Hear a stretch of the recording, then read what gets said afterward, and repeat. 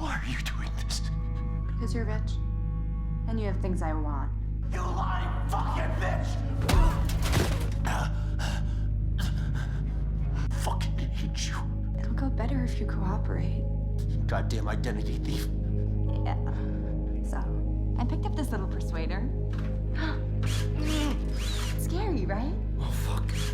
I need all your passwords and security codes. I'm not telling you jack shit. Okay.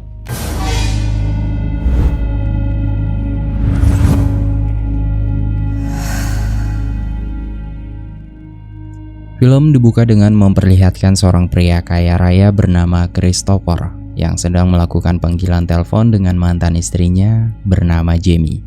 Saat itu Jamie menelpon Chris untuk menanyakan mengenai surat perceraian mereka yang sampai saat ini belum juga ditandatangani oleh Chris.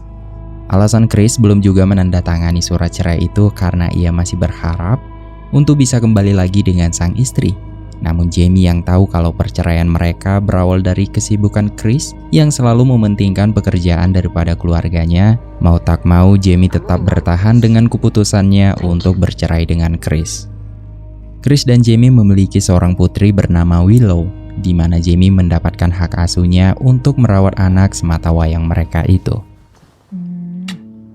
Di malam harinya, Chris memasuki sebuah pusat perbelanjaan untuk membeli segelas kopi. Di sana tanpa sengaja ia melihat seorang wanita cantik yang sedang kebingungan memilih beberapa botol wine yang terpajang di rak yang berada di depannya. Wanita itu lalu melirik ke arah Chris dan meminta Chris untuk memilih sebotol wine terbaik untuknya. Chris pun dengan senang hati membantunya hingga bantuan itu pun berujung dengan perkenalan. Dan wanita ini bernama Sky. Sky. Setelah membeli segelas kopi, Chris lalu segera keluar dari pusat perbelanjaan. Namun di luar dia kembali bertemu dengan Sky. Sky mengatakan kalau ojek yang dia pesan baru saja dibatalkan oleh si driver. Tanpa banyak pertanyaan, Chris lalu menawarkan tumpangan untuk pulang bersama Sky. Kini tibalah mereka di sebuah montel atau tempat penginapan. Ternyata Sky tinggal bersama seorang teman bernama Lisa. Sky pun mengatakan pada Chris kalau saat ini ia sedang bertengkar hebat dengan Lisa dan ia tidak ingin kembali masuk ke dalam karena itu bisa membuat pertengkaran mereka semakin memburuk keadaan. Hingga akhirnya lagi dan lagi Chris menawarkan bantuan pada Sky, di mana ia mengajak Sky untuk mampir ke rumahnya dan berjanji mengantar Sky pulang kapanpun Sky inginkan. Setibanya di rumah Chris, Sky terlihat begitu kagum ketika ia melihat keindahan dan kemewahan rumah itu. Mereka lalu berbincang-bincang sambil meminum segelas wine dan mencoba saling membangun keakraban satu sama lain sehingga tak terasa bahwa waktu sudah pukul 2 malam. Suasana aman dan nyaman membuat Sky tak lagi berniat untuk kembali pulang ke penginapan. Sampai akhirnya ia pun meminta Chris untuk menginap satu malam di rumahnya dan mereka pun menikmati waktu yang tersisa. Pagi harinya Chris terbangun dan ia pun menyadari kalau Sky ternyata sudah kembali ke penginapannya. Sky yang baru saja memasuki kamar tiba-tiba kembali bertengkar dengan Lisa. Lisa yang selama ini membayar sewa penginapan tentu saja merasa kalau kamar tersebut adalah miliknya. Saat itu juga ia meminta Sky untuk segera mengemasi barang-barangnya dan pergi secepatnya dari kamar itu. Sementara itu, Chris menatap sebuah gambar yang pernah dilukis oleh anaknya. Kenangan indah di masa lalu bersama istri dan sebuah hati mereka kini hanya menyisakan goresan luka di hati. Kegalauan yang selalu mengganggu pikirannya membuat Chris mencoba menenangkan diri dengan keluar rumah.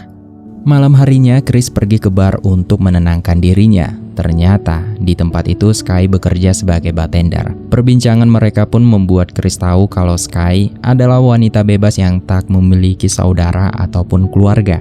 Sky bercerita bahwa masa kecilnya dulu ia tinggal di panti asuhan. Tahun demi tahun ia menjalani hidup mandiri seorang diri tanpa mengenal siapa orang tua dan juga keluarganya. Setibanya di mobil, Chris memergoki seorang pencuri yang sedang berusaha membuka pintu mobilnya. Chris lalu menghampiri pria itu untuk memperingatinya hingga terjadi pertengkaran dan menyebabkan kaki Chris terluka. Kondisi kaki Chris yang lumpuh membuat Sky mencoba menawarkan dirinya untuk merawat dan menjaga Chris selama fase pemulihan. Tanpa menaruh kecurigaan sedikit pun, Chris begitu yakin memberikan kode keamanan rumahnya pada Sky, sehingga Sky bisa keluar masuk ke dalam rumahnya kapanpun ia mau. Lalu Sky pergi ke penginapan dan masuk ke kamar Lisa untuk mengambil sisa-sisa barangnya. Saat masuk kamar, Lisa kembali mengomel dan marah pada Sky karena Sky datang dan pergi seenak jidatnya tanpa sedikit pun memberi kabar. Singkat ceritanya, setelah Sky kembali ke rumah Chris, ia pun membangunkan Chris dengan cara menggodanya, menemani hari-hari Chris sehingga membuat seakan membangun mimpi dalam kehidupan baru yang bahagia. Sementara itu, seorang pria tua pemilik penginapan bernama Ronald mendatangi Lisa untuk menagih uang sewa kamarnya. Namun beberapa kali ia mengutuk pintu, tetap saja tak ada sahutan dari dalam kamar. Penasaran dengan apa yang terjadi, Ronald pun memutuskan untuk masuk ke dalam dan membuka pintu yang ternyata tidak terkunci. Ia menelusuri ke setiap ruangan sembari memanggil nama Lisa, sampai akhirnya ia masuk ke dalam kamar mandi. Di sana ia menemukan Lisa yang sudah tergeletak di bathtub dalam kondisi sudah tak bernyawa. Ronald lalu melaporkan kejadian itu kepada pihak kepolisian. Ia mengatakan kepada polisi kalau Lisa mengakhiri hidupnya karena depresi akibat ditinggal Sky.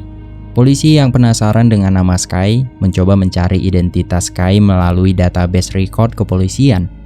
Namun anehnya, petugas tidak menemukan berkas identitas bernama Sky di database mereka. Polisi berasumsi bahwa Sky telah menyamarkan identitas aslinya. Because we have no record of a Sky in any of our databases. Are you kidding?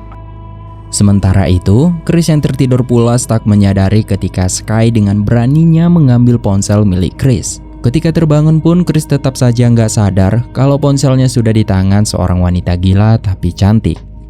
Keesokan harinya, barulah Chris menyadari kalau ponselnya tak lagi berada di atas meja.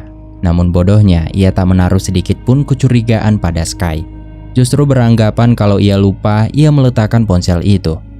Tak berselang lama, kemudian tiba-tiba Jamie sang mantan istri menelpon. Jamie menanyakan kabar dan juga ia berniat untuk mengunjungi Chris dengan membawa Willow ke rumahnya di akhir pekan nanti. Setelah berkomunikasi dengan Jamie, Chris lalu berjalan ke ruangan tengah dan di sana ia melihat berita tentang kematian Lisa, sahabat Sky itu. Masih dalam keadaan bingung tentang berita tadi, tiba-tiba ia melihat Sky baru saja pulang dan membawa belanjaan. Dengan santainya, ia masuk ke dalam rumah, mengeluarkan bungkus belanjaannya dan melahap sepotong ayam goreng sembari membelakangi Chris yang terlihat bingung. Beberapa saat kemudian, Chris yang penasaran lalu menceritakan perihal kematian Lisa yang baru saja ditayangkan di berita. Sky justru bersikap dingin, bahkan dengan santainya, Sky mengakui kalau dialah yang telah membunuh Lisa. It's your roommate, Lisa. What about her? She died. Because I'm the one who killed her. Chris yang mendengar pengakuan itu tentu saja syok dan kaget.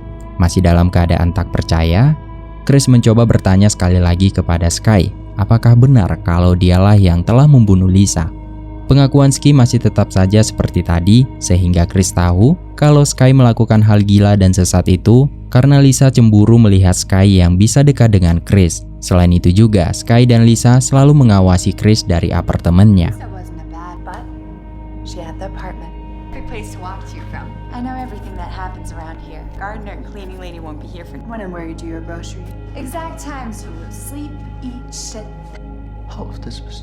Mendengar hal itu, Chris terlihat sangat marah. Saat itu juga ia menyuruh Sky untuk segera keluar dari rumahnya.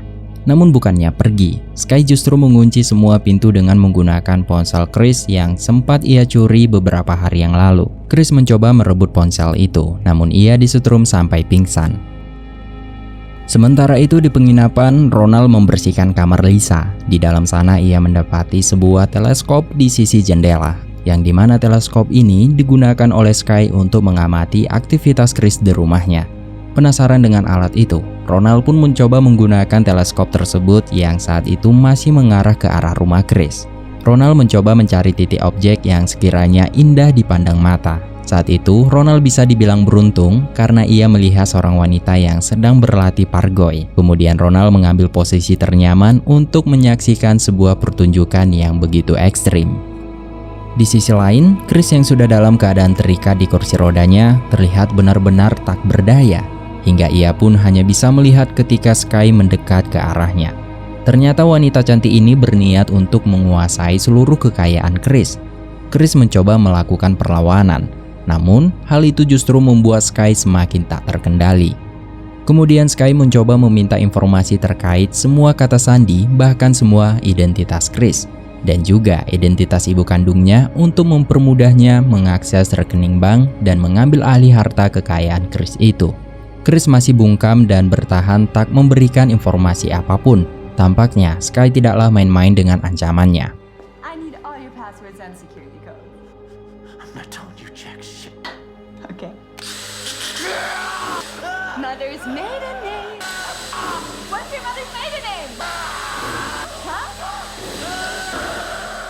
Kembali lagi di penginapan, pertunjukan yang disaksikan Mr. Ronald pun berakhir ketika sang wanita menyudahi latihan pargoynya.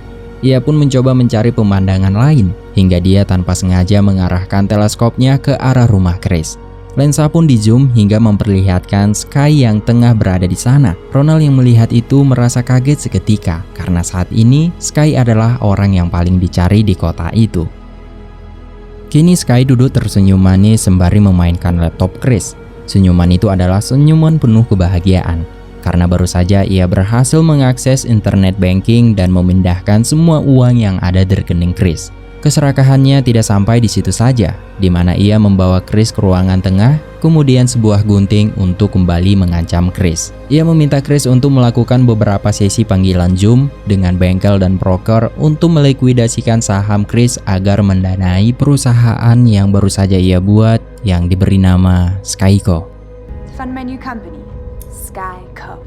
Di sisi lain, Ronald masih memperhatikan Sky dan menonton Chris dengan kursi rodanya. Namun video yang terbatas membuatnya tampak melihat semua aktivitas itu dengan jelas. Sehingga untuk sementara ini Ronald mengira kalau Chris sedang dirawat oleh Sky. Saat Sky ingin menggunting dan melepaskan ikatan pada tangan Chris, saat itu juga Chris mencoba mengambil kesempatan tersebut dengan mencengkram leher Sky.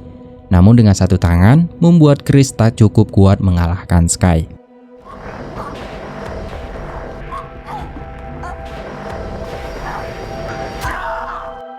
Sky lalu berdiri dan mengambil ponselnya. Kemudian ia memperlihatkan video anaknya yang saat itu sedang bermain di taman rumahnya. Hal itu adalah sebuah bentuk ancaman dari Sky, di mana dia bermaksud untuk mengintimidasi Chris dengan memperlihatkan kalau selama ini ia juga telah mengawasi dan mengetahui identitas keluarga Chris. Chris pun tak ingin mengambil risiko, tentunya akan membahayakan keselamatan istri dan putrinya. Ia bermohon-mohon pada Sky agar Sky tidak menyangkut pautkan keluarganya dalam masalah ini. Kemudian Sky mencabut semua kabel yang berhubungan dengan koneksi komunikasi, kemudian mendokumentasikan perabotan seisi rumah untuk dijualnya. Setelah itu, ia pun keluar menyelesaikan transaksi. Sementara itu Ronald berada di halaman rumah Chris untuk mencari Sky. Saat itu, Chris melihat Ronald melalui layar monitor CCTV. Berharap mendapat bantuan, Chris lalu berteriak sekencang-kencangnya agar menarik perhatian Ronald ketika mendengar teriakannya.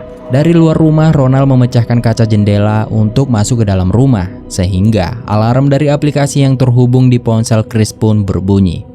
Kini Ronald berhasil masuk ke dalam rumah dan mendapati Chris yang sedang terikat.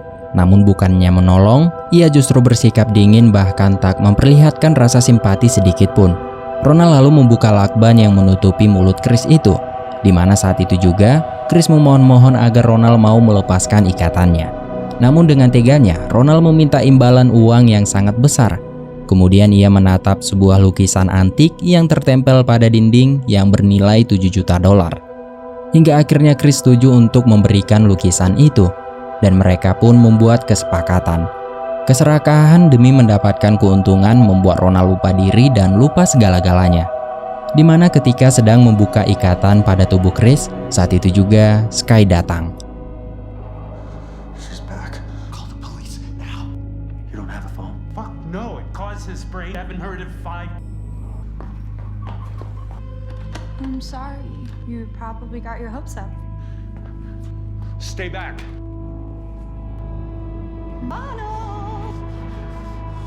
Sementara itu, saat Sky masih ingin menangkap Ronald, Chris berusaha melepaskan dirinya dari kursi roda hingga ia berhasil meloloskan diri, lalu perlahan-lahan keluar dan mencoba membuka paksa pintu mobil yang terkunci. Namun hal itu memicu alarm mobil berbunyi, hingga dengan terpaksa ia pergi menggunakan motor Snow. Di sisi lain, Sky masih menyusuri ruangan demi ruangan untuk mencari Ronald. Berbekal monitor CCTV di ponsel Chris, membuat Sky dengan mudah menemukan persembunyiannya.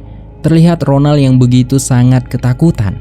Ia mencoba bertahan dengan pisau yang ia genggam, hingga akhirnya Ronald mati dengan sadis.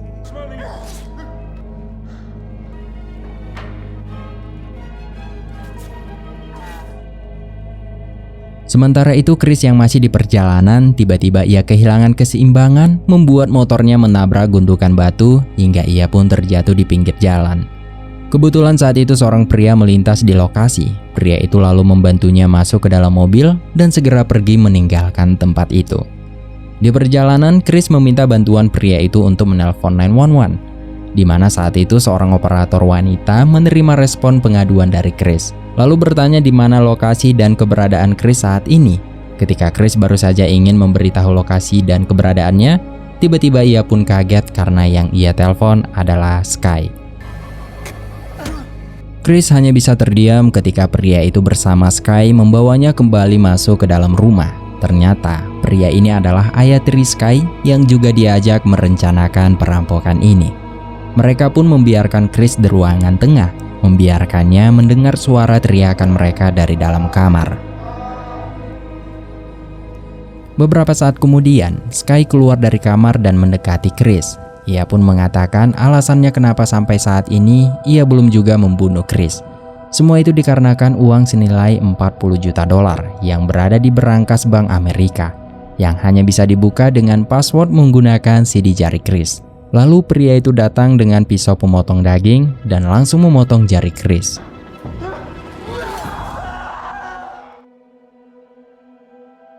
Keesokan harinya, Jamie bersama putri mereka datang untuk menemui Chris. Ia melihat mobil sport yang terparkir di depan rumah. Ia mengira bahwa mantan suaminya sedang kedatangan tamu. Kerinduan sang anak membuat Willow dengan bahagia bergegas masuk dan mencari ayahnya. Sementara itu, Jamie mulai curiga ketika melihat keadaan rumah yang berantakan, sekaligus melihat bercak darah berceceran mengotori lantai. Merasa sesuatu tak beres, membuat Jamie terlihat panik lalu segera memanggil putrinya yang saat itu sedang berada di kamar. Willow said come here right now. But I found. Yeah, where is Chris? He's sleeping. No hug for Daddy? Setelah mereka dikurung dalam gudang, Sky bersama ayah tirinya akhirnya pergi ke bank untuk mengurus penarikan dana yang ada di berangkas. Sementara itu, Chris dengan tatapan kosong melihat ventilasi dan mulai menemukan sebuah rencana, di mana ia berpikir kalau ventilasi itu adalah satu-satunya cara untuk keluar dari ruangan itu. Namun, ia dan Jamie tak akan mungkin bisa masuk dengan lubang sekecil itu. Dengan terpaksa ia meminta Willow untuk masuk ke sana. Perlahan-lahan, Willow menyelusuri lorong ventilasi menuju ke pintu utama. Di sisi lain, Sky mulai memasuki ruangan untuk mencairkan dana tanpa menimbulkan kecurigaan sedikit pun kepada petugas bank. Setelah beberapa kali gagal dalam percobaan sidik jari, akhirnya mereka pun berhasil membuka kode menggunakan jari Chris. Namun ketika berangkas dibuka, ternyata di dalamnya hanya terdapat selembar surat, di mana surat itu adalah surat pernyataan tentang harta Chris yang telah dialihkan oleh Jamie dibantu oleh pengacaranya setelah perceraian dengan sang suami. Dan pastinya Sky dan ayah tirinya akan segera kembali ke rumah untuk mencari Jamie.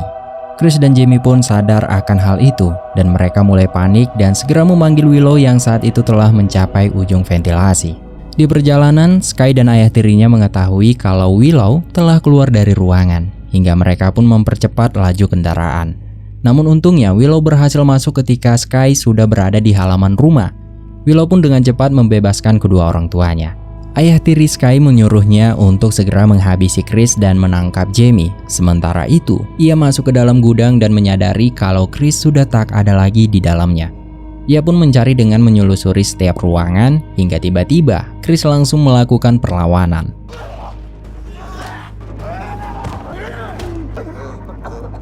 Di saat ayah tiri Sky menyuruh mengakhiri hidup Chris, entah kenapa tiba-tiba Sky menembak ayahnya itu. Memanfaatkan kelengahan Sky, Chris dengan cepat mengambil kapak lalu ia menyerang Sky. Saat itu Chris berhasil mendapatkan ponselnya sehingga ia bisa mengontrol sistem yang ada di rumahnya. Sky yang sudah terluka masih berusaha terus mencari persembunyian Chris. Di sisi lain, Chris mengaktifkan panggilan SOS yang ada di ponselnya, lalu menyalakan musik dengan keras untuk mengganggu konsentrasi Sky. Ia mematikan lampu untuk monitoring Sky dengan infrared yang dihasilkan dari CCTV, menyalakan tungku pembakaran, dan membunyikan suara-suara sehingga Chris berhasil menakut-nakuti Sky di dalam rumahnya sendiri. Terlihat wajah Sky yang saat ini mulai diserang kepanikan, yang pelan-pelan menghapus senyuman manis di wajahnya. Namun ia masih saja terus berjalan dalam kegelapan, menyelusuri setiap ruangan hingga Chris tiba-tiba melakukan perlawanan.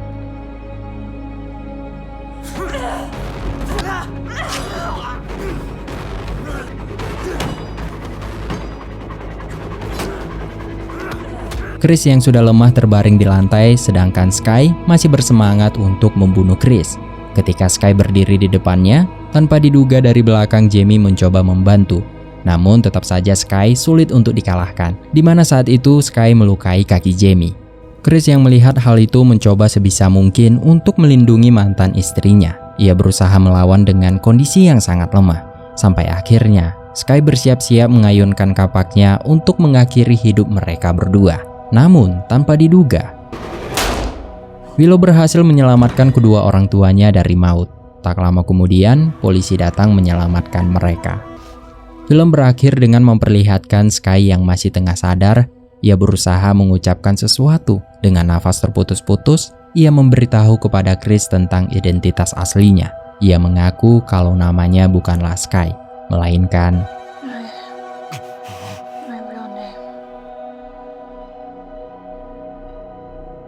Segitu saja teman-teman buat alur cerita film kali ini. Terima kasih yang sudah menemani Klik Film. Sekali lagi saya ucapkan terima kasih. Saya akhiri, sampai ketemu di pembahasan film selanjutnya.